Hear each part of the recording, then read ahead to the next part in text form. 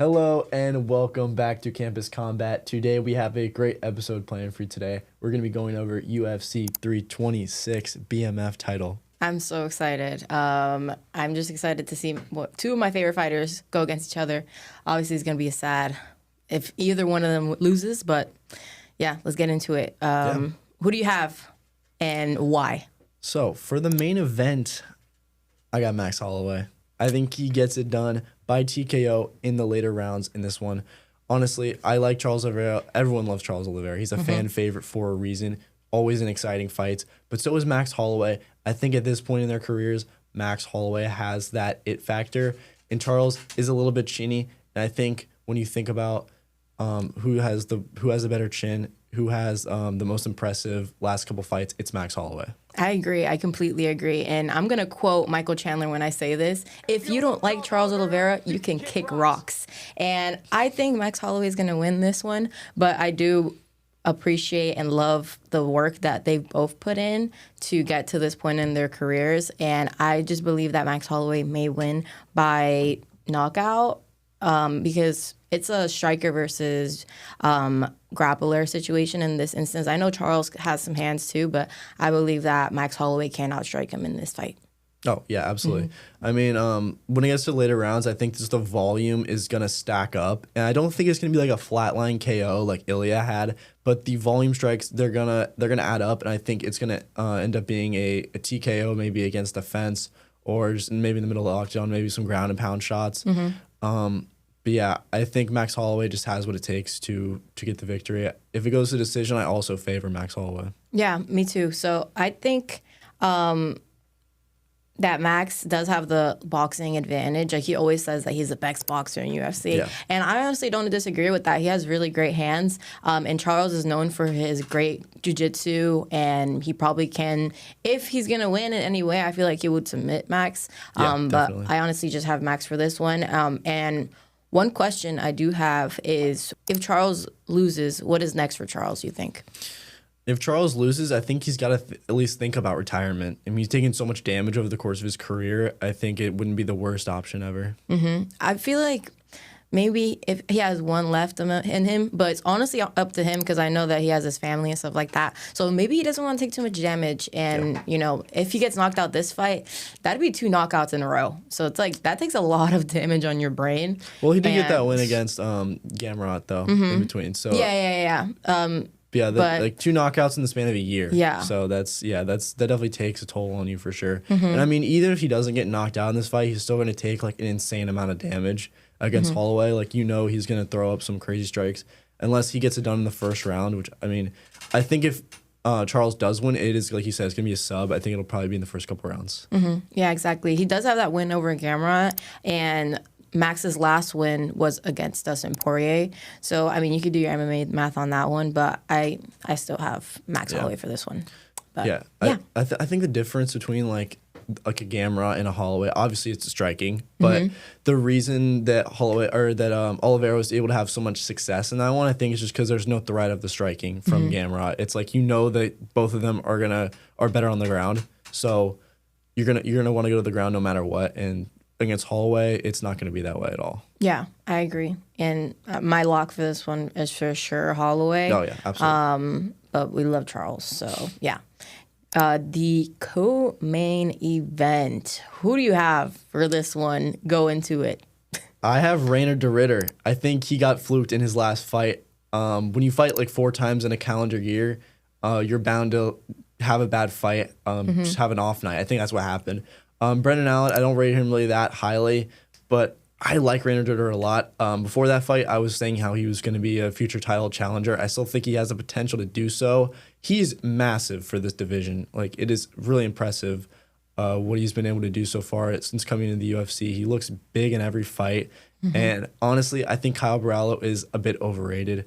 He's part of that Fighting Nerds team, but if he follows that Fighting Nerds arc right now, he's supposed to get a win, right? I mean, all of the Fighting Nerds have bounced back. They've taken their first loss, and then they've come back and got a win. But I don't think it's going to happen. I honestly think he's the most stale out of all the Fighting Nerds fighters. He's really not good, like really, really good at anything. Like he's good at everything. he's like a jack of all, master of none. Mm-hmm. There's really no area that he really shines. I mean, I feel like he's a better striker than anything, but his grappling's good too.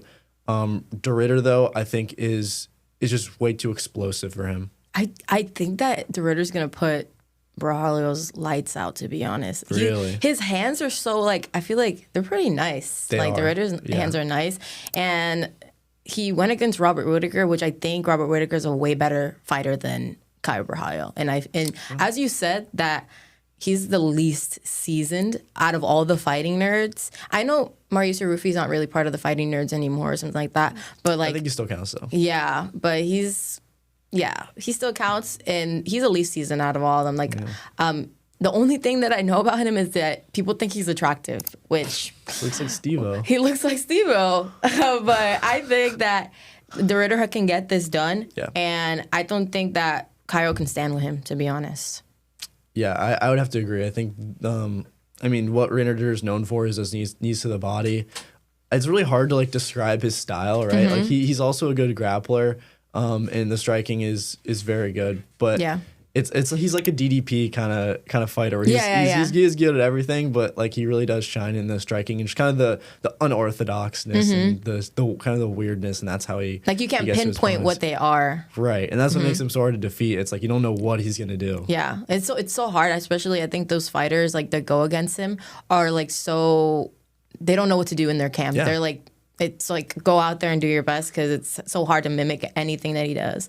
But going into the next fight that you wanted to talk about, Font versus Rosas, correct? Yeah, I think this is my fraud check of the night. I mean, we've already seen Raul Rosas get fraud checked technically, but I'd say this time it's going to be even worse. I mean, it's against a ranked opponent in Rob Font. He's old, but I think the striking is going to be too much for Raul Rosas. I don't think that he's really that good. I think he's been overhyped just because of his age, and now he's really not, like, the youngest anymore. I mean, he's what, like 23, 24 now? Maybe. He might be 22, but yeah, he was super hyped up coming into the UFC. Based on his age, he was the youngest UFC fighter of all time at the time.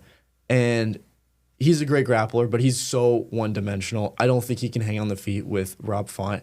And even when he does grapple, there's been times where he's gotten out-grappled. So it's not like he's just, like, amazing jiu-jitsu, like, master. Yeah, I think Rob Font is just going to show him that there's levels to this, and he's not ready for the rankings yet. Yeah. Raul Rosas is 21, by the way. He's 21. Okay, well, he's still very young. Okay.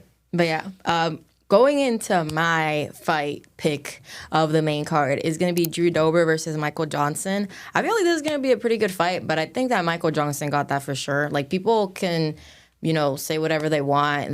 They can favor Drew Dober if they want to, but Crimson Chin ain't gonna do it this time, I believe. And Michael Johnson is on a 3-fight win streak, and I just think that him as, like, a vet of the UFC, like, he's been in the UFC for a while now, and I think that he's gonna, maybe put out Drew Dober's lights or just win by unanimous decision. I just think that Michael Johnson is a better fighter, standing across, Drew Dober in this situation, which is why I have Michael Johnson for this one. And going into the next fight, which is our lock of the night, our most confident pick, do you want to say it to the people? Gregor Rodriguez, RoboCop. It's time you're going to knock out Bruno Ferreira. I mean, come on. They fought in the past, and Bruno Ferreira did win. But I think it's different now. RoboCop has been on a crazy run, gotten a couple knockouts, and I think one of his best fights was that win against Kopylov. Kopylov kind of been on, like, a downward skid, but at the time he was one of the most crafty strikers in the division, and yeah, I like him to get the win over Bruno Ferreira. I think he avenges that loss. Yeah, and I think that people were, like, kind of glazing Kopylov when he went against Rodriguez, and Rodriguez proved them wrong. RoboCop is a great fighter, and I think that he is gonna put it away this fight, maybe by unanimous decision. I don't see a knockout, maybe a TKO, but I think that he can put it away by unanimous decision. And okay, interesting. Yeah, I'm excited. I know that RoboCop's going to win this one, even though that their records are completely different, 15-2 and 18-6. But I have RoboCop for this one. This is a lock of the night for sure. Yeah, I mean, RoboCop, he's got the most power in the middleweight division. Yeah, I think that maybe you're right about the decision. I think maybe both of these guys, just like their power kind of offsets. 'Cause they both have crazy power. So it could just happen maybe that it ends up being a decision just because like maybe they're both scared to like really get in there. Yeah. So that could happen. Yeah. And going into next, what we wanted to talk about was what's a fight that casuals are sleeping on? I know that you had a fight for this one. I think Michael Johnson, Drew Dober is that fight for me. Like you talked about, I think Michael Johnson's going to win. I totally agree. I think this one's going to be a scrap. And it's two older guys, so I think that's really why the casuals are sleeping on him. Maybe like, haven't really seen him in very many exciting fights. But I think both these guys want to go out there and scrap. They're fighting for their career right now. Michael Johnson, I think, is still a fringe top 15 fighter. Yeah. Just went and beat Daniel Del Hubert that just lost to Bobby Green last weekend. But that was a great win. I mean, he looked really sharp in that one. I think he still has a lot of his speed, and he still has power too. I don't know about a knockout here. Drew Dober, Crimson Chin has been cracked already. So maybe he does get a knockout.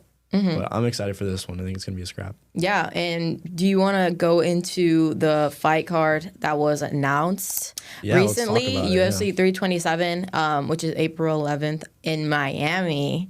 Way too expensive, by the way. Tickets are way too expensive. But I am excited to see this fight, and I low-key already have my pick, but I'm not going to disclose that at the moment. But these fights are pretty good.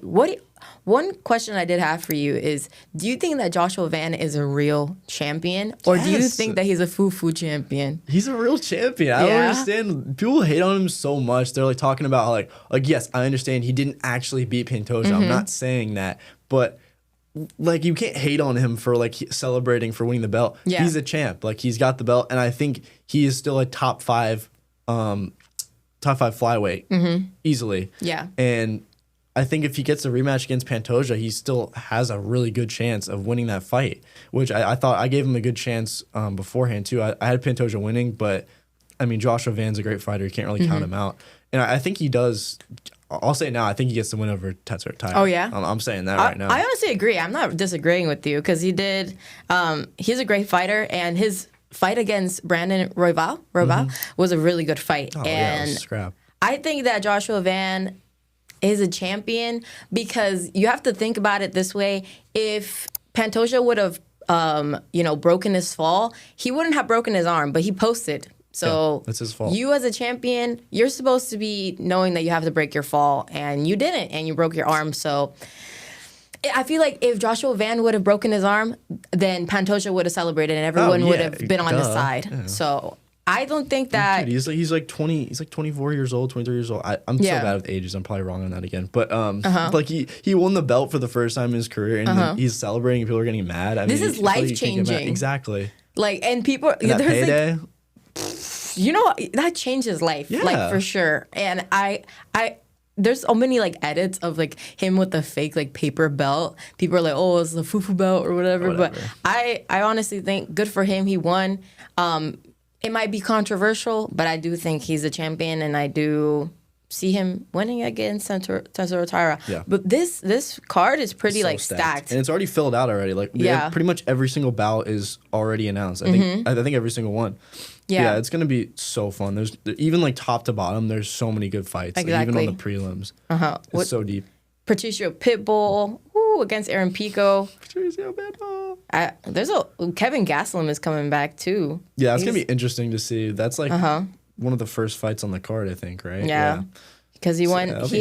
He's on a his last fight he won, but then the fight before that he lost to Joe Pyfer, which But yeah, it's just like the making weight problems for him. That's like what it's gonna be interesting to see. Hopefully he can make weight. But. Yeah, he looks a little round, but this fight card is amazing.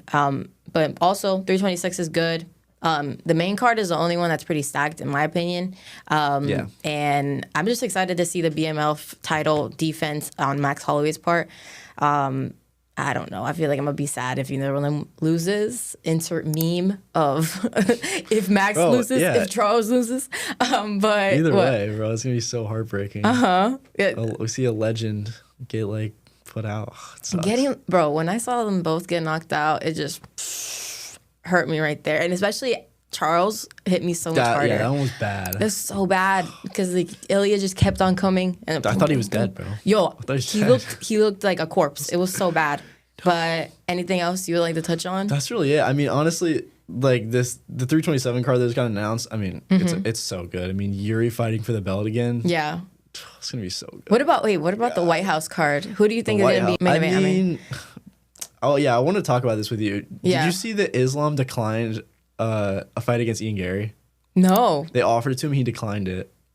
I wonder why. Because he wants a fight with GSP. What? Yes. I'm so serious. I don't know. It's like, I don't know how like real it is, but that his manager wants a bigger fight. You know, Ali Abdelaziz. Yeah. He wants a bigger fight for Islam. So I think he wants Kamaru Usman just because he managed both of them. Which is like such stupid politics. It's so greedy at that point. Like, you're not gonna have him fight the best contender because you want a bigger payday as a manager. It's just like unethical. But who do you think would win in that one? I feel like Islam would win. Against who? Ian Gary. Ian Gary, I think Islam would win. Yeah, for sure. Yeah. But who do you think is going to be in the main event out of the White House? The White House your card? Prediction?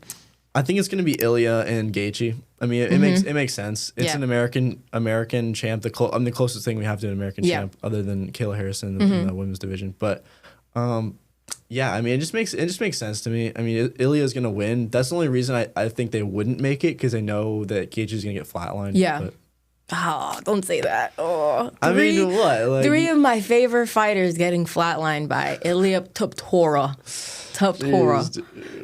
All I know is I hope that Kayla Harrison recovers and can fight soon. Not too soon, because it's a horrible neck injury. I think she could fight at the White House card.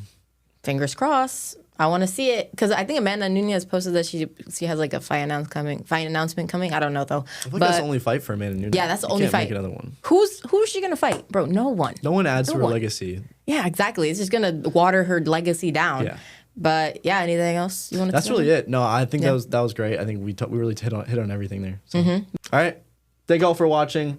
We will be back. I guess the next time you're gonna see us is for the Miami card. Yeah, 327. So yeah. Keep waiting on that one, but we'll see you next time. Bye.